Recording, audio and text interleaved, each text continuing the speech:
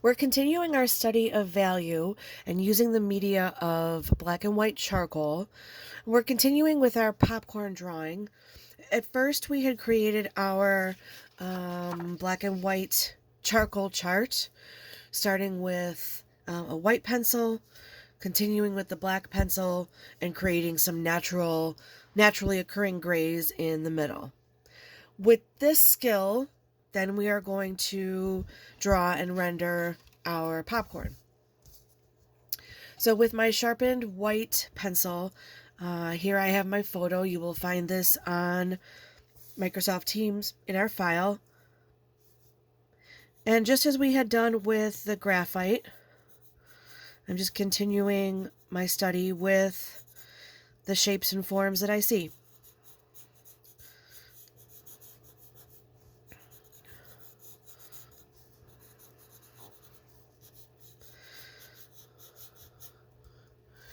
We're using this kind of tan speckled paper in order to achieve a nice range of value.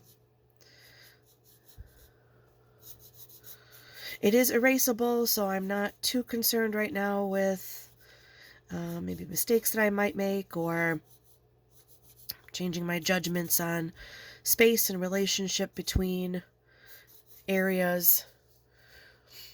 So my first goal is just to establish the outline,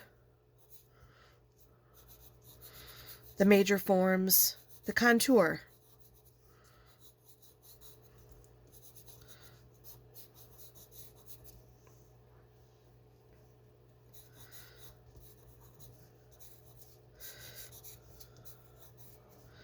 I'm working at my own pace. So obviously you can feel free to pause and rewind as you might need to work on this at your own speed, whatever is easier for you.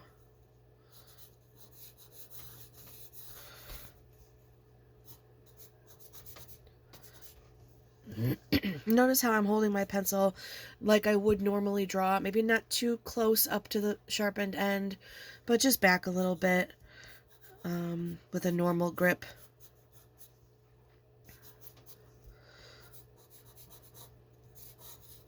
My eyes are constantly going from the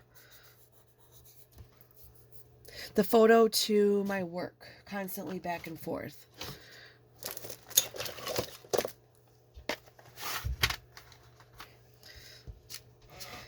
This isn't the eraser we would typically use for charcoal, but it's the one that we have, so it works.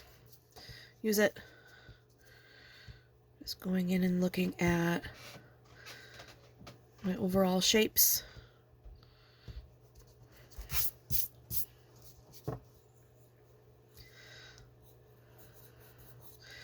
I'm doing some final editing before I start to shade. Now typically we use the word rendering. I use it a lot, and then sometimes I forget to review what that means.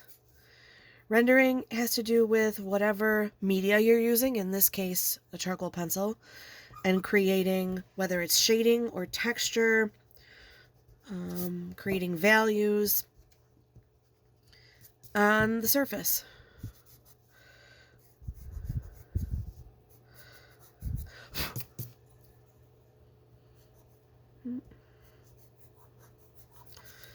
Alright, so I'm going to start with this as my outline. Of course, I could always go back and find things I want to edit. So I'm just going to call it and work with this. So, examining the picture, I'm going to look for what is the bright white areas. So I want to achieve this, and I want to match it up. Where do I see the light hitting these bright white areas and creating those highlights?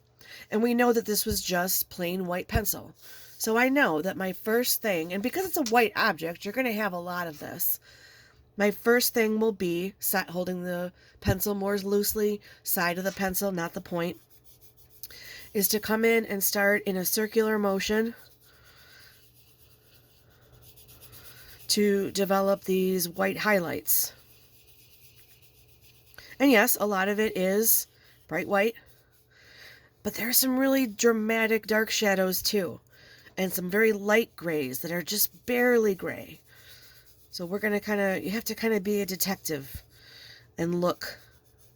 I like to move around a lot. I don't like to just try to stick to one spot for too long, because I want to think of this as a picture as a whole.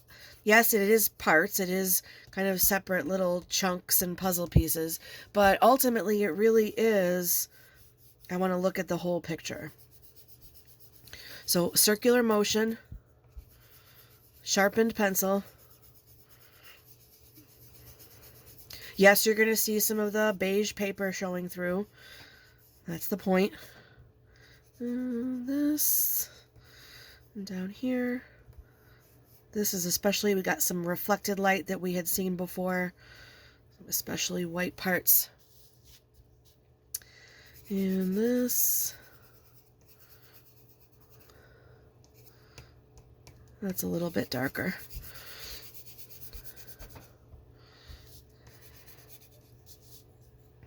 Okay, so I'm going to clean this up a little bit first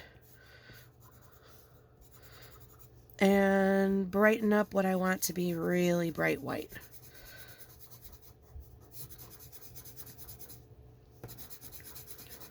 So notice I changed my grip, but I'm still going in a circular motion. That really helps to get rid of any potential streaky pencil lines. If you can avoid it in the first place, that's an entire thing you don't have to focus on later trying to fix.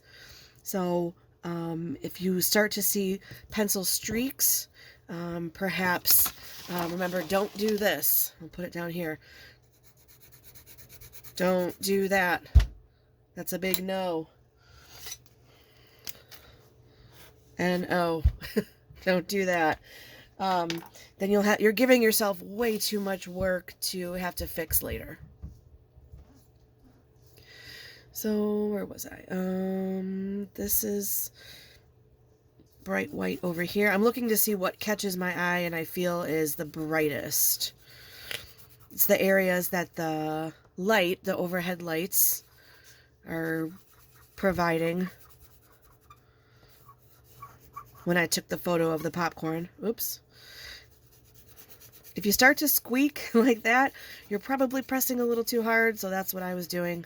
Gotta loosen my grip. It's better to have layers than to press really hard and get that bold white. So if you hear squeaking, that means you're pressing too hard. Happens to me every once in a while. So I get carried away. Alright, some brighter whites. This is pretty light gray though, up there. There's this kind of like half oval kind of bib right here. This is pretty bright, but now I'm looking at it like this. Okay. So that's a start. I've got my outline and then my bright white areas, my highlights. Oops, squeaking. Whoa, I'm squeaking. Pressing too hard. Okay. That's about where I want to stop, because what's going to happen next in the next video is how I explain to start to bring in the black pencil to achieve those shades of gray as we did here. So I'll look in the next video for light grays, medium grays, these deep black tones, and then we'll talk cast shadow later. So here's where we'll pause and continue our shading as we go.